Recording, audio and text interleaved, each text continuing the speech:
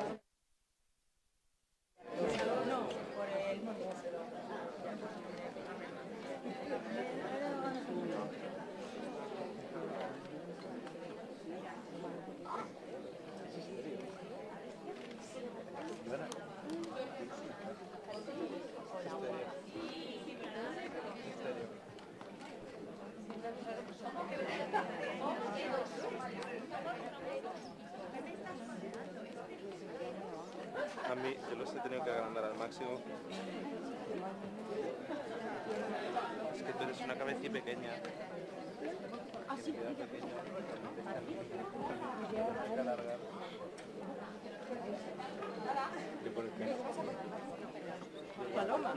Hacemos una prueba. Esto es una prueba de micrófono. Esto es traducción del ruso que va a ser castellano. Estamos probando, confirmando que funciona.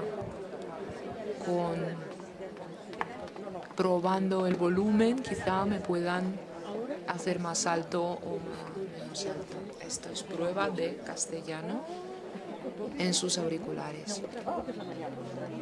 Esto es una prueba de la traducción del ruso al castellano en sus auriculares.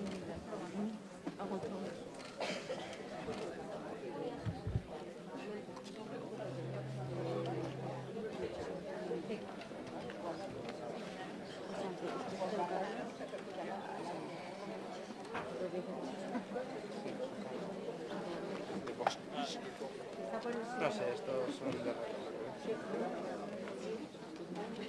No sé si son de radio. Yo creo que sí. Estos son petacas. Lo que pasa es que son este tipo. Esto las venden en... O sea, en música, por ejemplo, se usan unas parecidas, pero en vez de ser así son con conexión.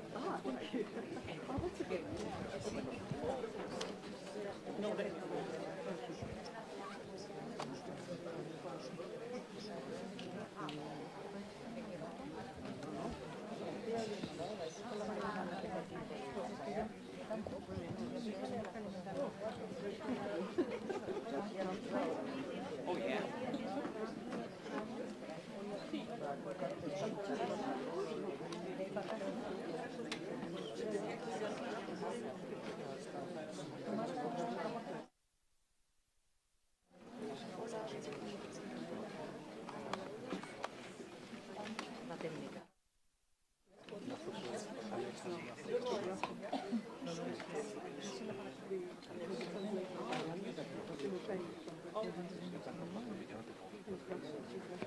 Avelino, que ahora va él.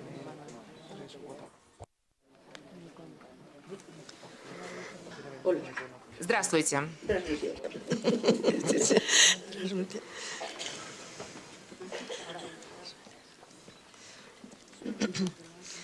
Bueno, muy buenas tardes a todos. Y bueno, aquí estamos un año más, aquí estoy. Congratulándome de estar aquí.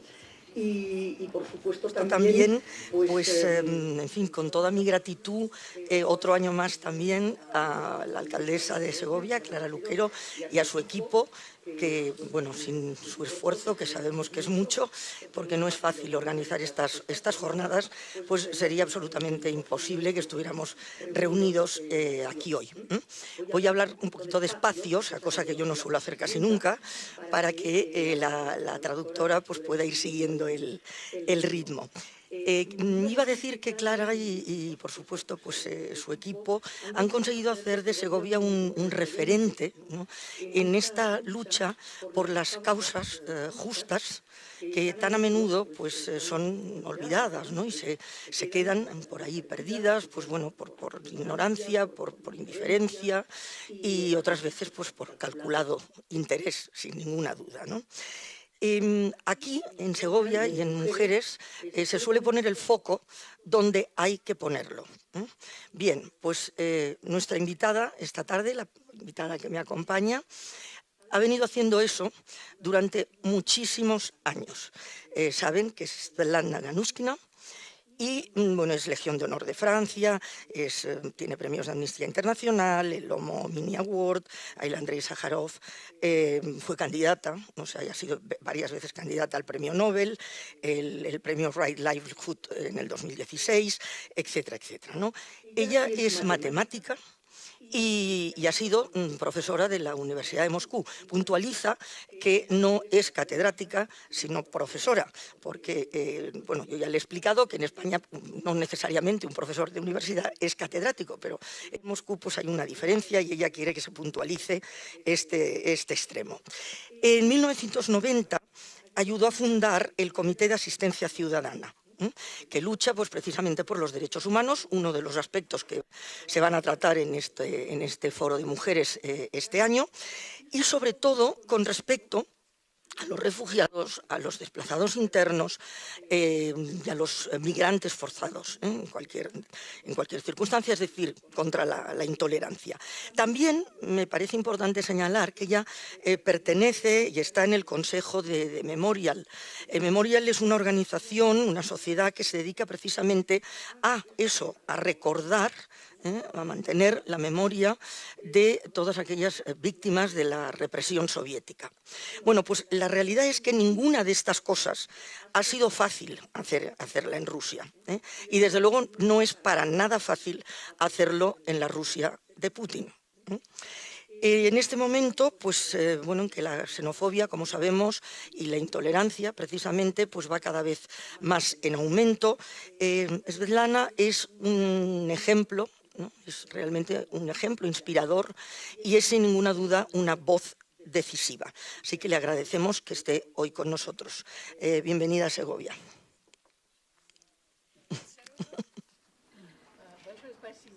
No le oigo. A la cabina no le escucho. Un momento, parece que es que no llega el sonido a la cabina, lo siento. Tiene que hablar el micrófono. Al micrófono.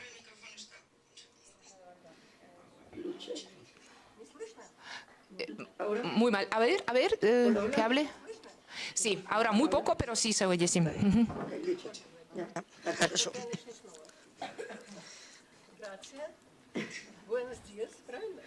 Buenas tardes. Buenas tardes.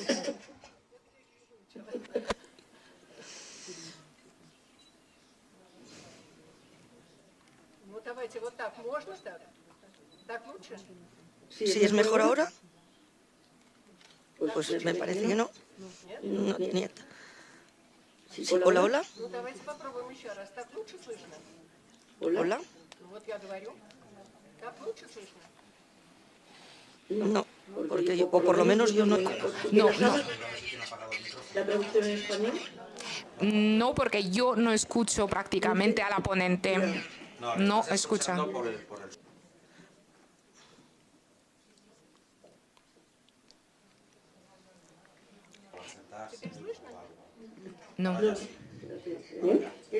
Sí, sí. Ahora, sí, ahora, no se mueva. Хорошо. Слышно теперь или нет? Sí. Ahora sí, perfecto. Muy bien, muy bien, muy bien. Хорошо. Muy bien. Еще раз gracias. Bueno, otra vez gracias y ahora dicho alto. Antes que nada, muchas gracias a los organizadores de esta reunión y en general a los que organizan este tipo de eventos. Muchas gracias por acudir y que hay tanta gente, que hay interés hacia Rusia. La verdad, no pensaba que esta sala iba a estar tan llena, tan ocupada. No me lo podía esperar. Unas palabras en cuanto a las organizaciones.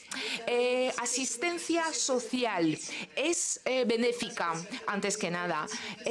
Nos ocupamos de ayuda directamente porque tenemos una ayuda económica, le damos prendas de ropa, asistencia médica, de organizar que sus hijos vayan al colegio, cosas de estas. Es comité de asistencia cívica. Cuando las personas no reciben esas ayudas del Estado es que están violadas sus derechos y es realmente sí, nuestra institución es de derechos humanos porque es que velamos por estos derechos. Y Memorial es otra asociación, es un programa de migración y derecho en distintas regiones de Rusia. Es una ayuda jurídica de derecho a los migrantes de cualquier tipo y sobre todo a los refugiados forzados, migrantes forzados. También me gustaría destacar otra cosa. Bueno, pues yo soy feliz. Yo nunca mis derechos nunca habían sido violados en ninguna institución, ni machista tampoco. Todos los hombres que me han rodeado siempre me han respetado mucho. Antes que todos, mi padre, que ha sido una gran persona, hemos sido muy amigos y yo creo que la formación de una niña con un respeto del padre es algo muy importante porque es lo que le convierte en una persona digna. Esta primera ese primer respeto hacia una mujer proviene del padre. Y bueno, pues mis alumnos, mis colegas, mi marido, mi hijo, bueno, aquí delante, lucho por los derechos, pero no por los míos. No hubo ninguna necesidad en mi caso personal. Y bueno, había mucho tiempo cuando yo todavía no me dedicaba al tema exclusivamente mujeres. Y yo lo negaba porque, bueno, pues sí, la mujer en los refugiados sube su nivel social siempre. En cualquier caso, una mujer tiene que dar de comer a sus hijos por la mañana y tiene que ir a comprar, es la que trata con la sociedad, es la que trata con los hombres y tiene que aprender a hablar el idioma del sitio a donde se ha refugiado. Y bueno, la mujer muchas veces pierde su derecho, su papel social, porque es que se convierte en alguien que bueno, pues prácticamente está a cargo de su marido, de su hombre, y tiene miedo de salir a la calle porque porque puede convertirse en víctima de xenofobia. Opino que en este sentido la situación de los refugiados hombres es más traumática que de las mujeres, por el que se da la cara y está cara a la sociedad, mientras que la mujer se queda a la ayuda al mantenimiento de sus hijos. En cuanto a los refugiados en Rusia, aquí el Estado no le interesa en absoluto este asunto. Puedo decir que en Rusia 572 personas están reconocidas como refugiados. 572 y no miles. No es algo. La traductora no se ha confundido. Podían pensar que son 572.000. No, reconocidas con el estatus de refugiado. 572 personas. Bueno, pues sí, a los ucranianos relativamente les tratamos medianamente bien de parte del Estado, pero la sociedad, pues hay muy pocas instituciones que puedan prestar asistencia y ayuda a esos refugiados. Eso es lo que nos empuja a seguir con nuestro trabajo. Bueno, quería preguntarme algo de... Sí. Quería puntualizar para establecer el marco, porque bueno, pues a veces aquí puede ser que se olvide, ¿no? El hecho de que la migración en Rusia puede tener unas características y unas peculiaridades determinadas. Hay evidentemente fundamentalmente migrantes y refugiados que vienen de países lejanos, pues como en cualquier otro lugar, en menor número que en otros países, ¿no?, europeos o Estados Unidos, etcétera. Pero lo que sí hay, y eso es una característica importante a recordar, es un flujo migratorio, ¿no?, de las áreas geográficas del entorno y que estaban del territorio de Rusia, que estaban bajo dominio soviético. Es decir, que eran conflictos, y siguen existiendo algunos conflictos, en lo que era el territorio de la Unión Soviética. Por tanto, todas estas personas realmente, pues su destino natural sería refugiarse en Rusia. Por esto hablamos de Ucrania, hablamos del Cáucaso, hablamos de Chechenia, etcétera, ¿no? Entonces es importante recordar esto en España porque no siempre se piensa, ¿no?, en qué son estas personas. Es decir, establezcanos un poco de inicio, ¿no?, quiénes fundamentalmente, ¿no?, llegan a Rusia y llegan a la Rusia de Putin y de dónde vienen. Muy justamente ha señalado que en la época de la Unión Soviética y todavía con anterioridad, todavía con la época del zar, hubo muchas etnias, muchos conflictos que forzadamente quedaban bajo la superficie, se ocultaban. No veíamos eso en la superficie porque el Estado totalitario no permitía hacer ver la existencia, porque se autorresponsabilizó por el movimiento de las etnias. El Estado cumplía la función ilícita de deportar, de mover de localización a esos pueblos. Todos conocerán que hay etnias, hay pueblos que después de la Segunda Guerra Mundial fueron desterrados de sus sitios de asentamiento. Son los de Chechnya, Ingusetia, Karacháyevo, los griegos luteranos que fueron desterrados completamente del territorio de la Unión Soviética, los tártaros de Crimea que fueron desterrados del territorio de Crimea. Eso fue el acto ilícito del Estado. El autor de ello fue el Estado, pero los conflictos seguían, se conservaban. Y bueno, cuando se pasó la perestroika hubo un cierto aligeramiento de temas y bueno, salieron cosas buenas, pero también salieron lo negativo, aquello que estuvo enterrado muchos tiempos. Y empezaron los conflictos interétnicos en el territorio de antigua la Unión Soviética. Y es cuando, en particular, ¿en qué consistían? Que los rusos se consideraban en esas repúblicas, que habían nacido étnicamente rusos y consideraban que es su lugar de nacimiento, su patria, y a ellos se les trataba, bueno, en aquel momento sí podíamos hablar de una ocupación de las repúblicas bálticas, una ocupación militar en su momento, y podemos hacer memoria de historias bastante antiguas de la Asia Central y Cáucaso, pero era completamente inesperado para los rusos que aquellos se ven extraños.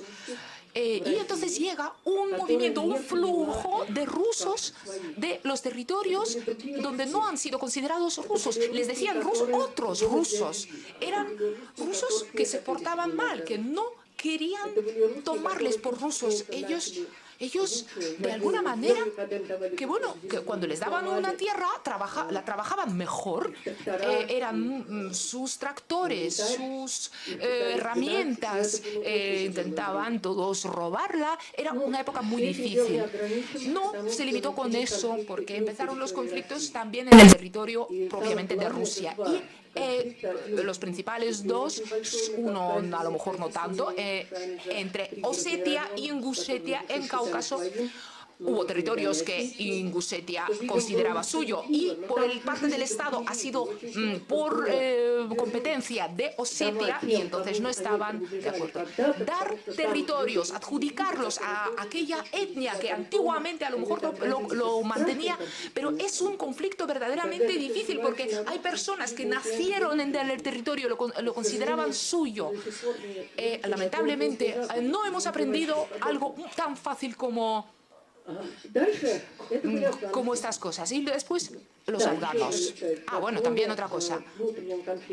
Los conflictos en los osetios y en Gusetia hubo también los chechenos. Karabaj es otro conflicto más externo de la Unión Soviética. Sí, trajo muchos refugiados como resultado de los pogroms en armenios que sufrieron de los azerbaiyanos que nacieron. Y bueno, prácticamente no los hubo en Rusia porque no llegaron.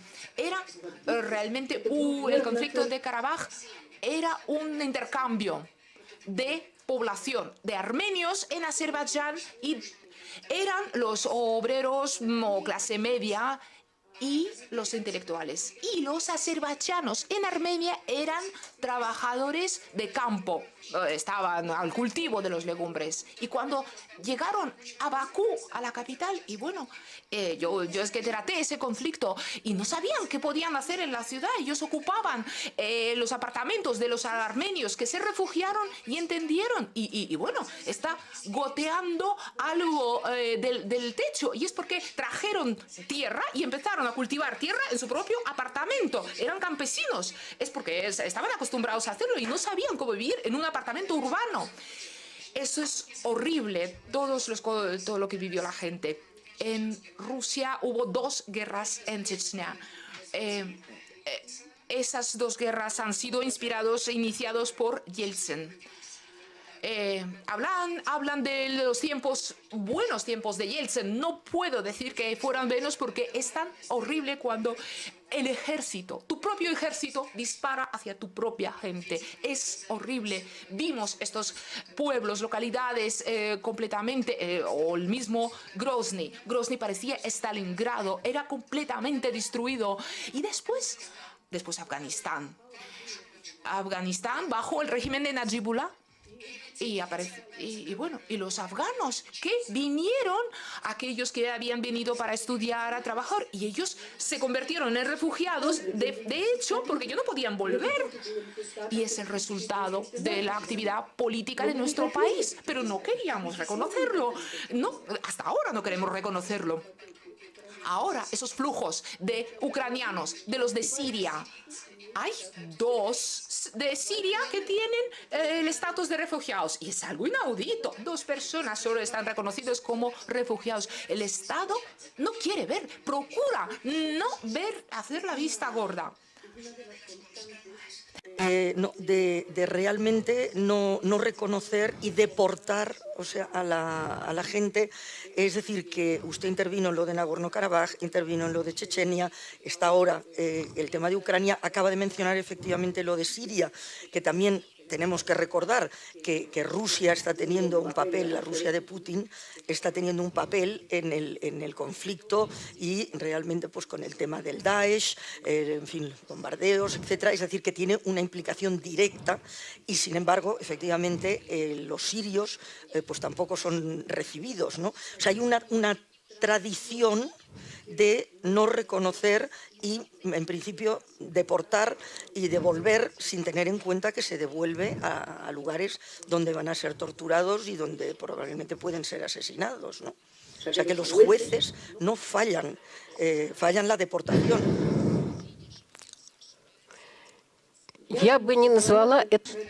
No diría que es una tradición. En Rusia no hay tradición de recibir a refugiados. No sé dónde hay tradición, en qué estado puede haber una tradición así. Yo diría que yo la llamaría política. Y la política de Rusia, cerrar los ojos ante un problema, no dar ninguna solución, no puede ser permitida. Pero me gustaría destacar que ahora, no solo yo estuve en una conferencia muy representativa y muchos científicos sociales marcan esa territoria que ha surgido un problema entre el derecho internacional y la política de los estados. Cuando surge ese enfrentamiento entre política y el derecho, no sabemos quién va a ganar. Gana la política. ¿Por qué? Porque aquellas personas que están obligados a realizar el derecho, justamente ellos elaboran esa política, ellos miran a otro lado, miran y no juegan el papel importante, ese papel que esperamos que jueguen en nuestra vida. Hay problemas que, bueno, pues esa política cubre muchas esferas. Lo único que realmente nos llama la atención y que nos puede mantener es derecho internacional. Está muy bien elaborado. Se ha creado durante cientos de años y los últimos decenas de años. Y estamos para mejorar, para hacerlo. Pero nosotros no lo miramos para otro lado. No es importante qué es lo que es ahora útil en ese momento. Y los inmigrantes no son útiles en ese momento. Esa tendencia es horrible, es muy peligrosa esa tendencia. Y yo lo estoy observando en Europa. Y yo muchas veces apoyo a nuestros migrantes en el territorio de Europa. Yo tengo esa posibilidad de ver cómo en Alemania, por ejemplo, en Austria, en Francia, y los colegas míos en esos países procuramos oponernos a esta tendencia. Pero también hay otra tendencia, otra dirección que ahora se están elaborando en la Organización de Estados Unidos, Naciones Unidas. Es la Declaración New York, que aprobó dos tesis importantes, según mi opinión, muy importantes. Lo primero es que las personas, los migrantes, tienen un conjunto de derechos. No existen personas sin derechos. Es tan evidente. Pero bueno, la humanidad tenemos que repetirnos a nosotros mismos esas evidencias. No podemos olvidar, y eso está olvidado no solo por los políticos, sino también la sociedad civil lo había olvidado. Lo vemos en Austria, vemos en Alemania, en otros países donde somos testigos de una tendencia muy peligrosa. Y la segunda tesis de la Declaración de New York es que no hay límite entre refugiados y migrantes. Y eso es importante. Tuvimos una comunidad de sirios, no era muy numerosa, eran como 4.000 a lo mejor personas. Bueno, estaba organizada de la siguiente manera. Una cierta cantidad de personas de Siria se formaba, venía a Rusia, obtenía un estatus. Bueno, ellos normalmente se casaban con los rusos o abrían algún negocio, y entonces después invitaban a sus familiares, obtenían una residencia y venían a trabajar, pues a lo mejor un año. Bueno, pues nadie, el Estado miraba para otro lado. Y bueno, son migrantes laborales, son migrantes de trabajo. Y ellos no se dirigían a nosotros, a diferencia de los uzbekis o tadjikos. Ellos resolvían sus asuntos. Bueno, hay mucho tema de corrupción, es algo que cementa nuestra sociedad, no vamos a decir que no, pero a veces incluso salva las cosas. Que bueno, gracias a eso a lo mejor la persona puede sobrevivir. Precisamente para el tema, y consiguió, o sea, tengo el dato más o menos, varios millones de personas que obtuvieron la ciudadanía rusa, ¿no?, a raíz de esta enmienda. Estoy hablando de las personas de Siria que tenían el estatus de migrantes laborales, y cuando empezó el tema de conflicto, y ellos teniendo el estatus de migrante laboral se convirtieron en refugiados de una guerra, y entonces no hay un límite claro entre esas dos categorías.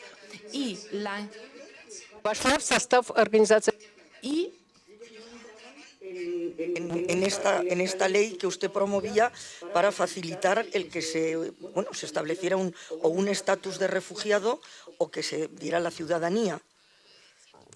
O sea, ¿a quién afectaba esa enmienda? No vamos a hablar de la nacionalidad. Simplemente el Instituto de Refugio y el Instituto de Nacionalidad. Las personas, teníamos en nuestro país dos redacción del año 91. En la enmienda del 91 era muy benévola. Hubo muchas personas tenían posibilidad de obtener nacionalidad rusa según esa ley, sobre todo aquellas personas que no habían recibido nacionalidad de esos nuevos estados que se formaron, Uzbekistán, Tayikistán, de los nuevos que se formaron de la ex Unión Soviética, podían recibir la nacionalidad rusa en el consulado, sin más. Eso sí que realmente muchas personas obtuvieron nacionalidad rusa y vinieron a Rusia. Era el primer flujo, la primera ola. Eran rusos que venían, volvían, retornaban. Ellos no huían realmente después de unos acontecimientos importantes, graves. No, ellos volvían. Incluso si habían nacido en el territorio que ya lo es, ellos inesperadamente el lugar donde han nacido ya no es su patria. Yo lo recuerdo muy bien. Mis abuelos vivieron en Bakú. Y cuando yo entendí eso con 18 años, estando invitada, yo entendía, bueno, mi abuela había vivido en Azerbaiyán y mi abuelo vivía en Rusia, aunque vivíamos siempre en el mismo apartamento. La abuela sabía azerbaiyano y era pediatra y tenía muchos amigos de Azerbaiyán. Ella conocía la cultura y el abuelo no conocía el azerbaiyano, trabajó en un departamento financiero y solo hablaba en ruso, sus colegas de trabajo eran rusos y realmente parece que residía dentro de Rusia estando en Bakú. Existen esas situaciones y entonces el primer flujo de los que simplemente retornaron, pero es cuando aparecen los refugiados. Los refugiados que aparecen a resultados de conflicto militar, Karabaj, entre Abjasia y Georgia y después de Afganistán, después en la guerra en Tayikistán y no podemos decir que son refugiados a los chechenos, porque Chechenia es parte de nuestro país. IDPs en inglés, bueno, parece que ya es un término que se trata, pues eso, desplazados, ¿no? Desplazados internamente, no es migrante, es parte de tu país. Era enorme, era todo un ejército. Ellos se vieron sin casa, sin trabajo, sin nada. Y el Estado no quería verles, no quería prestarles atención. El comité, o sea, es decir, que en este momento... O sea, Работа нашего комитета началась еще... El comité nuestro empezó todavía en la época soviética, Karabaj. Ese que ha mencionado usted, con el primer conflicto todavía en la época soviética, es cuando vimos, es una iniciativa desde abajo. ¿Cómo nos conocimos los que formamos ese comité? Éramos simplemente pues, moscovitas que llegamos acudimos a la representación de Armenia, porque de Azerbaiyán venían los armenios, pero el consulado de Azerbaiyán no les recibía. Decían, no son nuestros ciudadanos. ¿Cómo no somos ciudadanos? Hemos nacido en Azerbaiyán, es nuestra patria. No, ya no nos ocupamos. Pero todavía era la Unión Soviética.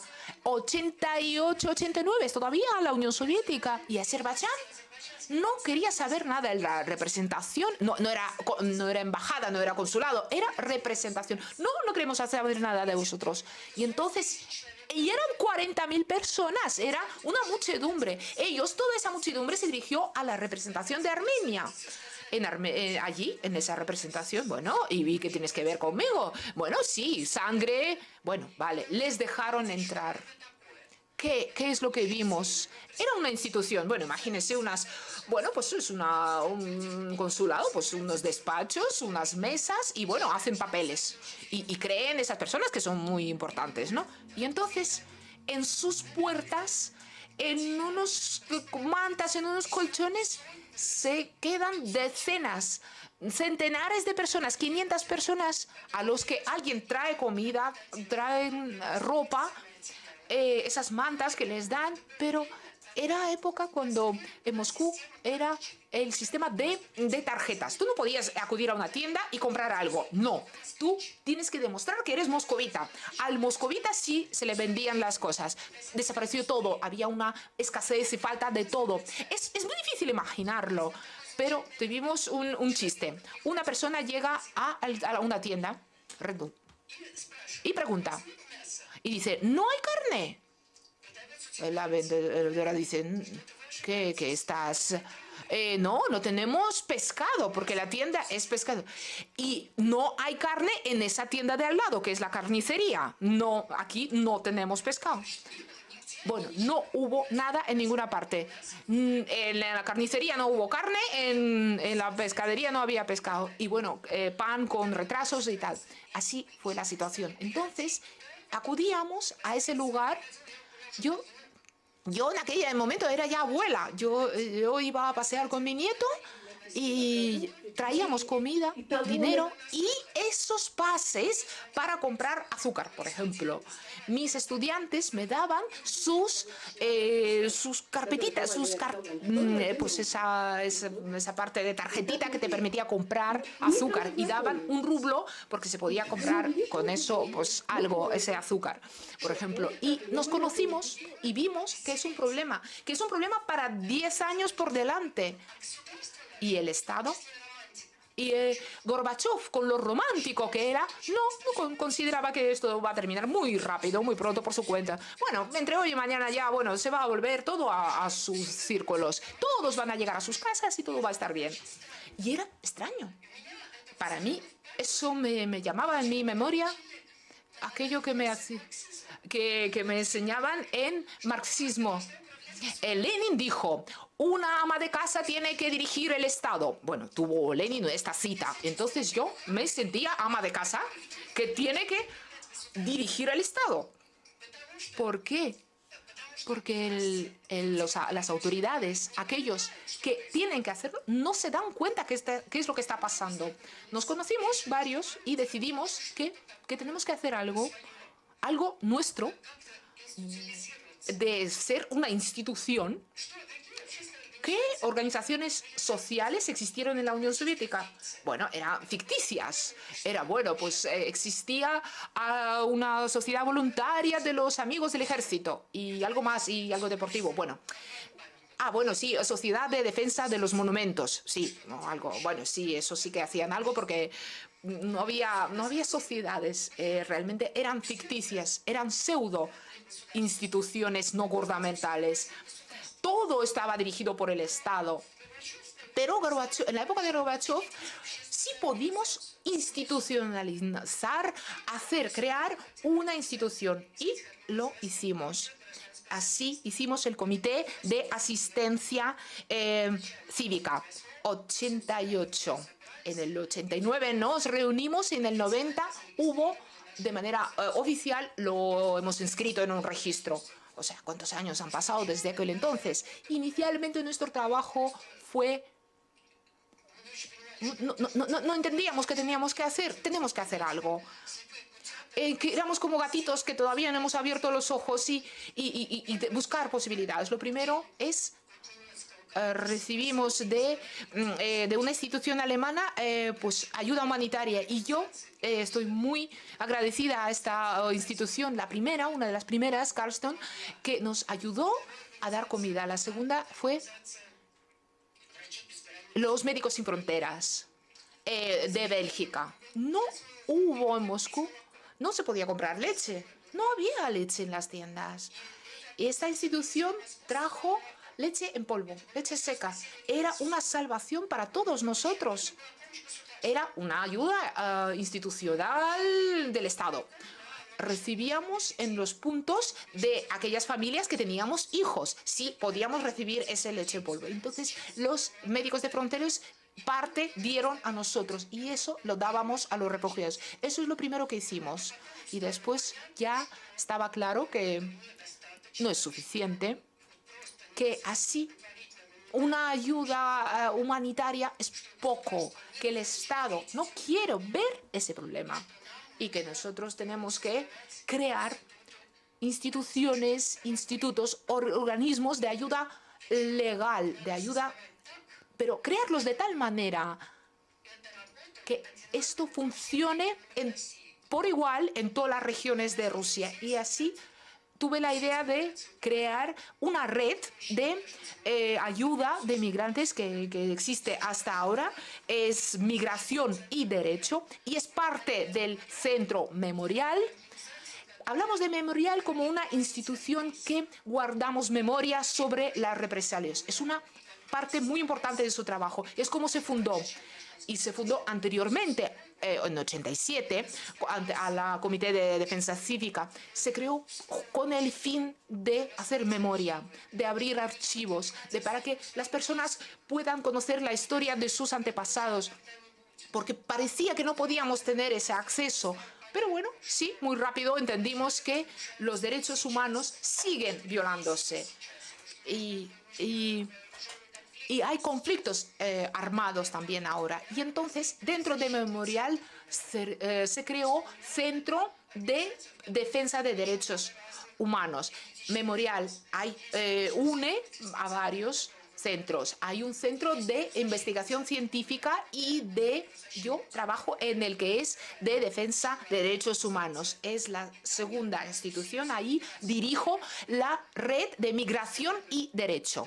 Yo diría que es un proyecto, a diferencia del Comité de Asistencia Cívica, que bueno, es que son varios, no entendemos qué hacemos, pues yo los uno y ya se han unido en mi sola cabeza y empezamos a traer medios y funciona esa institución. Hasta tiempo. Entonces yo creo que queda claro cuál es realmente ahora en este momento el trabajo y me gustaría ahora precisar las dificultades que siguen teniendo para ejercer precisamente esta acción humanitaria por una parte y de asistencia jurídica por otra. En un momento determinado, creo que fue en el 2012, precisamente por recibir fondos del exterior, Putin hace una ley que les considera agentes del exterior y son, pues bueno, casi... y entonces eso les dificulta oficialmente el trabajo por una parte y me gustaría saber la reacción social, es decir, también les dificulta la ayuda, o sea, por parte de la gente. Es una ley muy extraña, extremadamente extraña.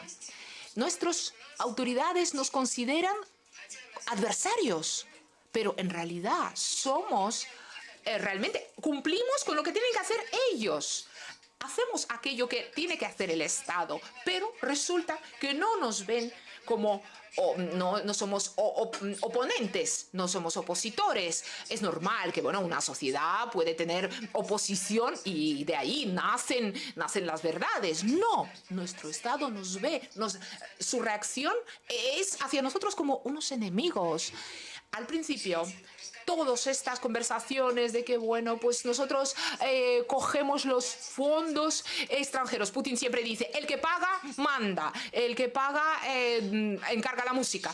Pero sí, esto influye sobre la sociedad. Y la sociedad nos mira con reticencia, nos mira... Bueno, una mujer una vez vino, le ayudamos mucho y una vez viene y me dice, Svetlana... y estoy tan agradecida, pero ¿por qué coge ese dinero asqueroso del occidente? Bueno, ¿yo qué cree? ¿Que no tengo que pagar por lo que estoy haciendo? ¿Y de dónde puedo yo hacer ayudar por la ayuda? Tú has recibido comida. ¿Tú crees que de dónde viene el dinero para comprar esa comida? Bueno, pero sin embargo, así es la actitud. Bueno, sí, pero están cumpliendo con el encargo de aquellos que os están pagando. Bueno, pero eso pasó muy rápido. Pero la gente entendió. Ellos saben que no tienen a dónde dirigirse. No tienen a dónde dirigirse que a nosotros. Ellos ven cuál es nuestro papel. Ellos ven que los que nos dan dinero, allí las autoridades están en coches de lujo, el tipo de vida que llevan, y nos ven como a nosotros cuando nos falta el dinero, abrimos mi bolso, mi monedero y ayudamos a esa persona que ha llegado aquí y ahora y necesita el ayuda. Y las personas empezaron a tomarlo tranquilamente. O sea, la sociedad se ríe ya de esa. 4 asociaciones en donde estoy yo jefa, todas son agentes extranjeros, todas. Bueno, y más. Pero, en primer lugar, ¿qué es lo que nos obstaculiza? Nosotros tenemos que dar cuentas ante Ministerio de Justicia por un sistema inventado e imposible. Bueno, nos podemos acostumbrar y rendir esas cuentas. Segundo, tenemos que todos los años hacer una auditoría. Bueno, ¿qué institución tiene que hacer esa auditoría? Y bueno, ninguna fundación entonces no nos puede dar dinero. Bueno, vale, tenemos que hacer la auditoría, está bien. Y bueno, y en tercer lugar, en todas nuestras publicaciones tenemos que escribir aquí agente extranjero. Y bueno, pues aquí sí lo ponemos todo lo que publicamos. Este es el libro, Rusia como país de los refugiados. ¿Qué libro es este? La dirección del comisario de la ONU de los refugiados hacen investigación, instrucción de ver la situación. Bueno, Ucrania como país refugio o receptor de los refugiados y están analizando cómo reciben. Y bueno, para que se haga, para que la ONU haga esta investigación, las autoridades tienen que dar su visto bueno. No puede ser de otra forma.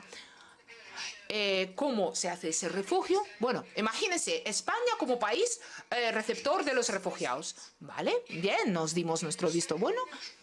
Bien, pero el comisario no puede hacer esa investigación. Nosotros hicimos este libro. Es gracioso. Nosotros ponemos aquí, tenemos que escribirlo. Aquí, publicar, aquí en la primera página. El 20 de abril 2015... nuestra institución, Comité de Ayuda Cívica, se convirtió agente extranjero. Agente extranjero. Y decimos que este libro ha sido publicado con el dinero, un grant de presidente de Rusia. O sea, exactamente ese libro. Bueno, porque hubo un jurado muy bueno y nos concedió el presidente Putin dinero para ese libro, pero claro, ahí. Y entonces, ¿cómo?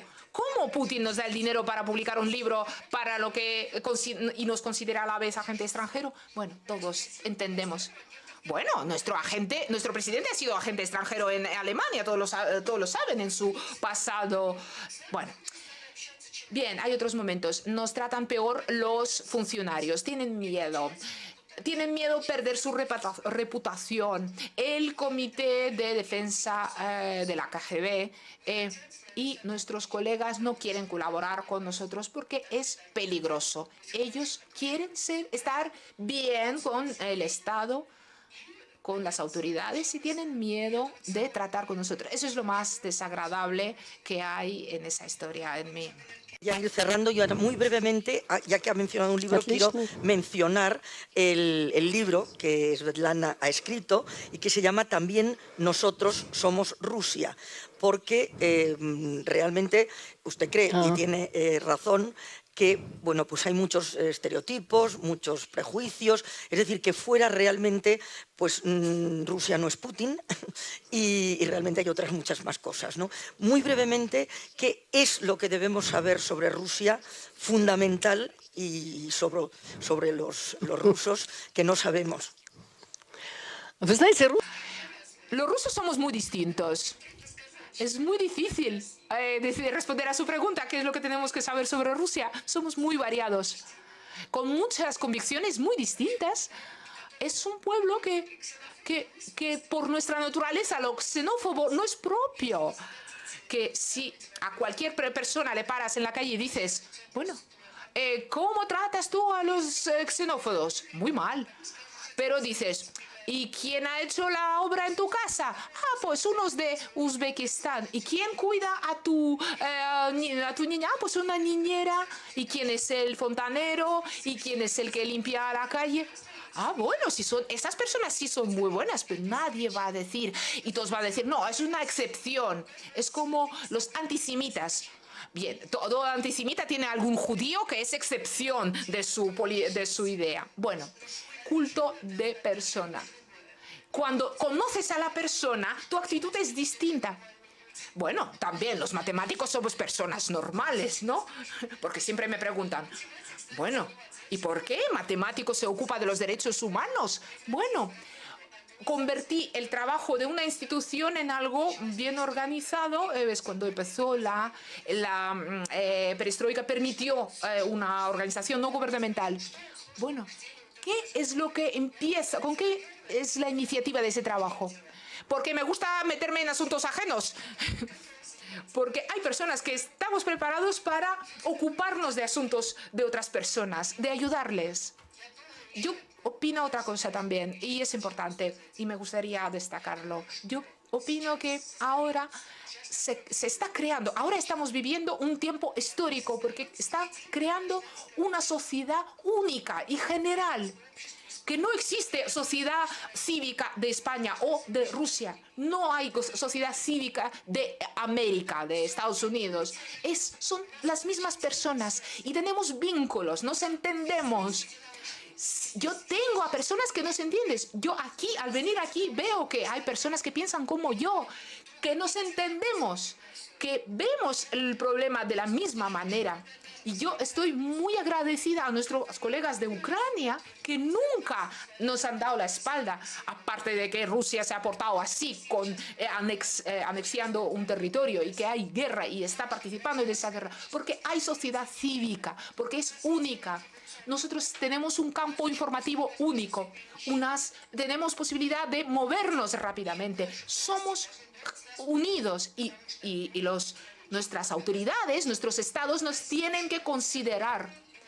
Viven en Rusia personas normales, terrenales. Una persona, si necesita un enemigo, pensemos que esos enemigos están en el Marte.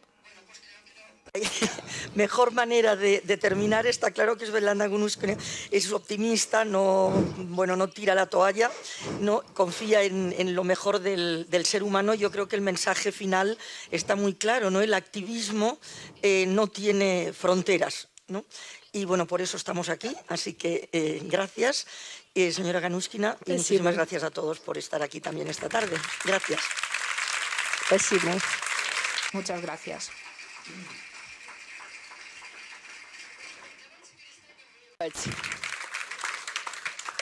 Давайте запретим бросать бомбы на населенные пункты. Надо расширять запреты способов ведения войны, пока мы не совсем расправились с ней. Sí, a ver, hola. Perdón, hay que luchar contra las guerras. Vamos a imponer los bombardeos, vamos a prohibir los bombardeos, vamos a imponer de formas de... Me parece que no me escuchan. Sí, se oye. Vale. ¿Pregunta si va a haber preguntas? Vamos a ver 10 minutos más o menos, ¿no? Vale, pues abrimos, espera que no vemos. Un segundo, si se puede bajar un poquito la luz. Sí. Sí, vale, ok. Buenas tardes o buenas noches, que está muy oscuro. Mira, decías al principio, hablabas de refugiados, 572, me recuerdo la cifra, 572, no 1000, 572 a secas, refugiados reconocidos por Rusia, y dijiste algo muy interesante que me llamó la atención, que es que los ucranianos son tratados mejor que otros, ¿no? Luego hablaste de tu abuela azerbaiyana y de tu abuelo ruso, y aunque sea obvio deducirlo, nos gustaría que lo explicaras tú por qué a unos se los trata mejor que a otros, cuáles son los intereses para tratar a unos a lo mejor como asimilados y a otros como refugiados, a unos como interesantes y a otros como menos interesantes. Lo hacemos muchos países, que conste, aquí también y en muchos otros países se asimila a deportistas de élite y se les facilita incluso la nacionalización porque pueden conseguir una medalla, ¿no? Lo que se dice acoger el talento. Si tienes un talento reconocido, mejor que si no lo tienes. Можно отвечать? Ya, Да. En primer lugar, no me gusta la palabra asimilar, integrarse. No, tienes que ser como aquellas personas a donde tú has venido. No, tienes que saber integrarte en esa sociedad, conservando tu idioma, tus particularidades culturales, si ellos no contradicen a la ley de ese y a la moral de la sociedad que te ha tejido. Pero para integrarse o asimilarse, como dice, sin embargo, el Estado tiene que crear condiciones. Las personas no se asimilan o se integran por su cuenta. No porque no quieran, sino eso no surge. Es porque el Estado no da ese chance, esa posibilidad. Los ucranianos que llegan porque sabían el ruso, sabían hablar el ruso, que realmente somos muy próximos, muy parecidos. Pero no consistía en eso. Ahora, justamente, esas personas que obtuvieron recibieron un refugio temporal, interino. No daban el estatus de refugiado. Ellos daban un refugio interino y algunos pidieron incluso nacionalidad. Eran ucranianos. Aquellos no han obtenido la nacionalidad, no se les prolonga. Y bueno, realmente es un peligro para ellos porque ellos han estado de parte del ejército ruso. Ellos han sido, sería una violación de sus derechos devolverles a Ucrania contra quienes han guerreado de parte del ejército ruso. Que eso ha sido propaganda. Eso yo tengo que decir así. La parte de Ucrania también hizo su parte de propaganda política y ahora nos interesa por su gente.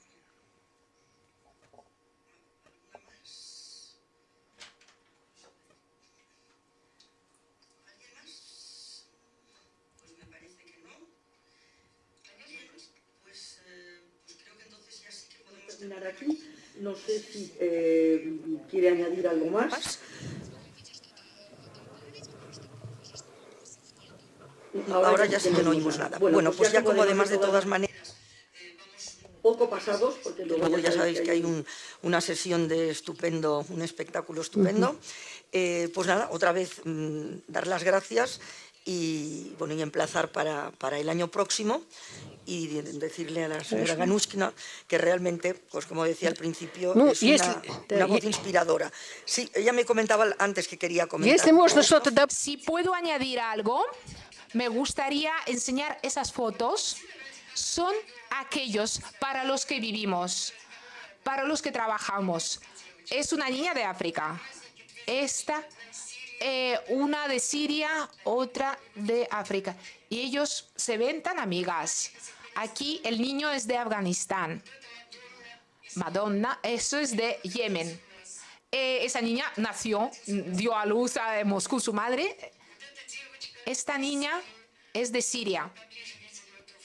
Si pueden acercarse, es una niña que escribe en árabe en la pizarra. Es una pequeña escuela donde les damos ruso, la lengua rusa, matemáticas, que les preparamos para que acudan al colegio ruso. Ella quería ingresar en el colegio ruso, pero no, en Moscú no la admitían en el colegio porque no sabía ruso. Y nosotros estamos en juicio con... estamos en juicios y obligamos al colegio ruso a aceptarla. Bueno, no nos apoyaron. Son niños para los que todos vivimos. Es nuestro futuro. Tenemos que dejarles un mundo decente. Es nuestra obligación, es lo que tenemos que hacer. Ese es el futuro de esta tierra. Y nosotros hemos creado unos medios de aniquilación, de exterminación, que podemos exterminar no solo a un pueblo, sino que la vida en esa tierra. Y esa responsabilidad radica en nosotros. Eso es todo.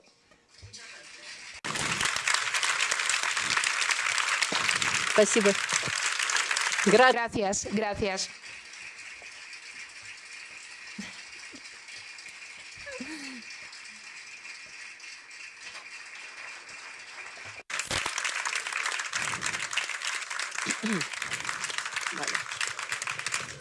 Vale.